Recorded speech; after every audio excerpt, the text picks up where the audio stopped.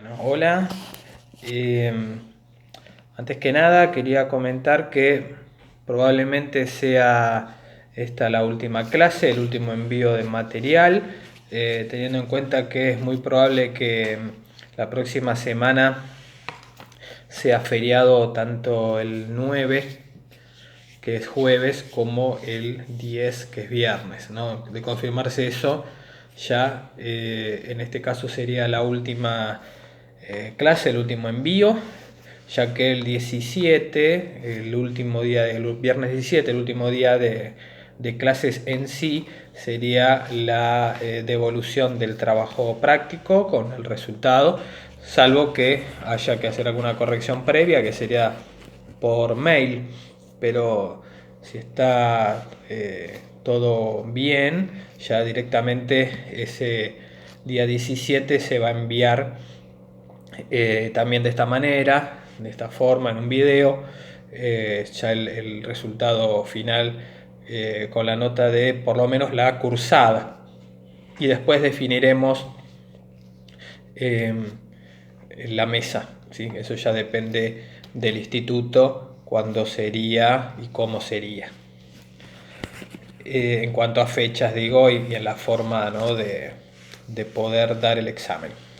Bueno, en esta oportunidad eh, estamos en la unidad 6, que tiene que ver con método. Es un tema que ya hemos trabajado bastante, eh, digamos, en distintos momentos. Recuerdo cuando vimos los capítulos de Sabino, de las técnicas de investigación, Carr en su momento en algunos pasajes de sus conferencias comentó también sobre el método, y bueno, y en algún que otro momento, así cuando esporádicamente se habló de la cuestión historiográfica, también se volvió a comentar el tema del método, ¿no? Pero bueno, como ya para, aunque sea la unidad 6 como si fuera la primera vez que la vemos, en realidad ya son temas conversados y trabajados. Va a ser un envío de dos textos muy cortitos. Uno es de Ciro Cardoso, habla de las etapas y procedimientos del método histórico.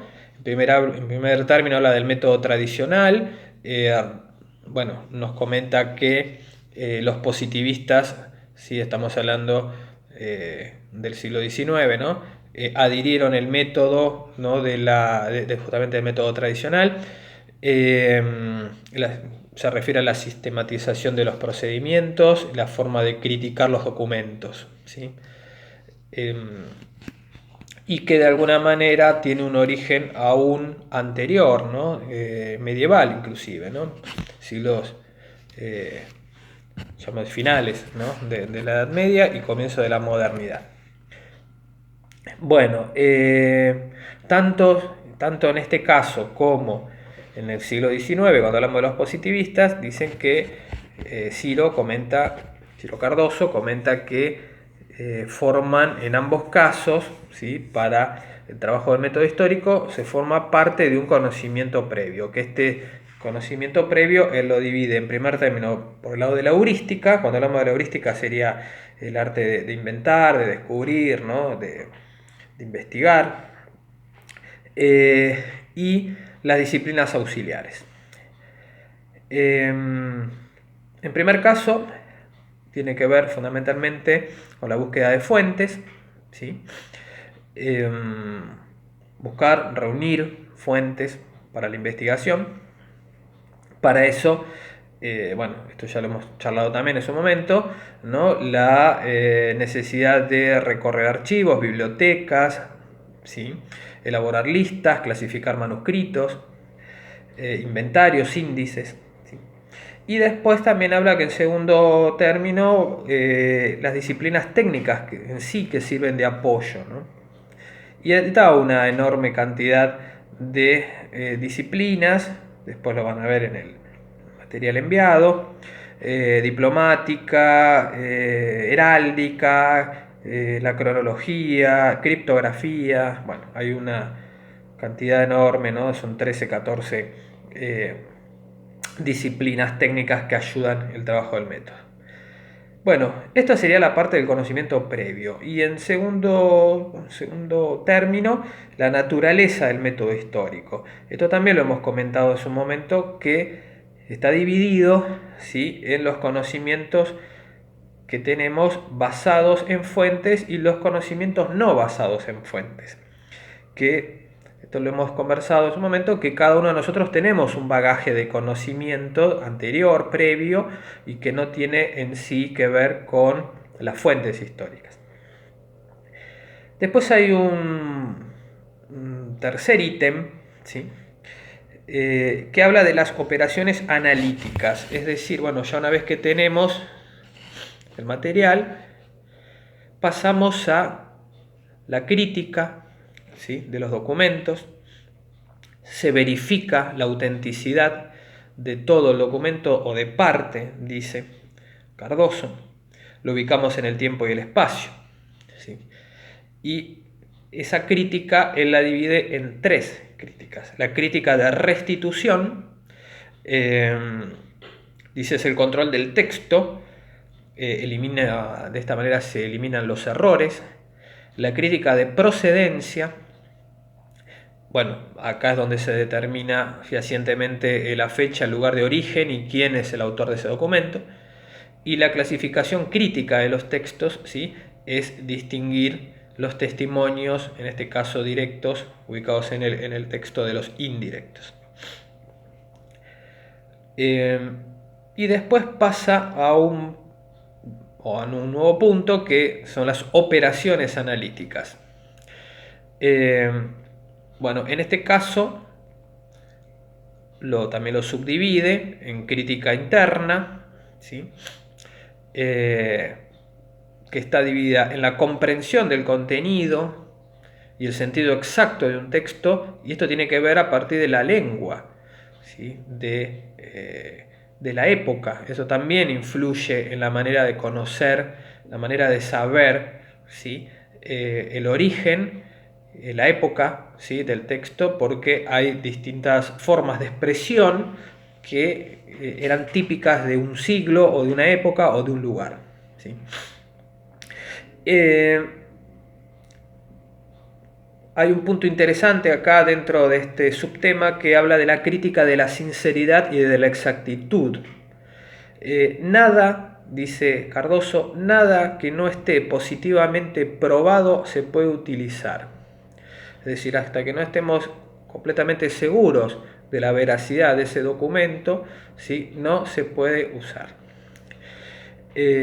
Bueno, y después ya habla de las operaciones sistemáticas, en donde se refiere a que el deber del historiador en este caso es la operación, ¿sí?, de ese material, operar con ese material, ¿sí?, desde, aplicando su saber, ¿no?, trabajando en abstracto, aplicando, ¿no?, lo que puede conocer intelectualmente. Bien, y después ya para el final hay unos cuadros, ¿sí?, que habla de hipótesis, cómo se plantean, los niveles de planteamiento que tienen las hipótesis, están también divididos en distintos ítems, ¿sí? Hipótesis que son formuladas al leer la información contenida en las fuentes, al establecer los hechos. Bueno, una vez realizado esto, hay hipótesis que explican los hechos, hay hipótesis que formulan las leyes, ¿sí?, y las hipótesis que integran los datos acerca del pasado, ¿no? Estas son divisiones en hipótesis que por supuesto tiene que ver también con qué tipo de investigación se va a hacer, ¿no? Porque acá estamos hablando, ¿sí?, puntualmente de método histórico, ¿sí? Y al final, ¿sí?, habla de dos problemas que se encuentra Cardoso en la construcción de la historia: cómo enunciar y comprobar las hipótesis que no sean singulares, ¿sí? Esto también hemos charlado sobre la singularidad o la generalidad, ¿sí?, en historia, ¿no? Me acuerdo que Carlos había comentado. Y cómo se hace una construcción histórica cuando ya hay generalidades controladas, dicen. Y en última instancia hay un cuadro que también lo vamos a vamos a enviar, que es un tema que ya lo hemos charlado mucho, así que no lo vamos a comentar acá, que es el de método comparativo, ¿sí? Ya lo hemos conversado bastante ese tema. Así que bueno, este es en primera instancia el primer envío, que son 3 páginas, y después otro texto también cortito de Sierra Bravo, que acá en realidad Sierra Bravo lo que hace es definir lo que significan las palabras, y él define qué significa la palabra método. Por ejemplo, ¿no? Que bueno, después ya lo van a leer, ¿no? El origen, el antecedente, ¿no? Del latín, que a su vez viene de un vocablo griego, ¿sí? Que significa camino, procedimiento, ¿sí? Senda, medio, manera, ¿no? Bueno, de esta manera, de esta forma, bueno, aquí comienza conociendo el sentido de la palabra método, ¿no? Después pasa a el sentido, para qué sirve el método, cuál es, para qué es utilizado, ¿no? Y habla de las características. Esto también lo hemos charlado en la parte de Sabino, en el texto de Sabino, cuando hablamos de investigación. Bueno, él, en este caso, Sierra Bravo, considera que las características fundamentales del método son la forma, es decir, en este caso es el modo, dice, no es la actividad realizada, sino la manera en que se hace la actividad, cuando hablamos, en este caso, de las características del método. Esta es una. Después habla de lo racional, es decir, cómo aplica, ¿no?, el investigador la razón. El orden, ¿sí? El método tiene que ser ordenado, tiene que tener reglas, pautas. ¿Sí? Objetivo, ¿sí? El método es también objetivo. Dice puntualmente en el sentido de que para ser tal y no una mera conducta individual o ocasional, tiene que adquirir una sustantividad formal propia e independiente de un sujeto determinado y una actividad singular, de modo que pueda ser utilizado por personas diversas. ¿Sí?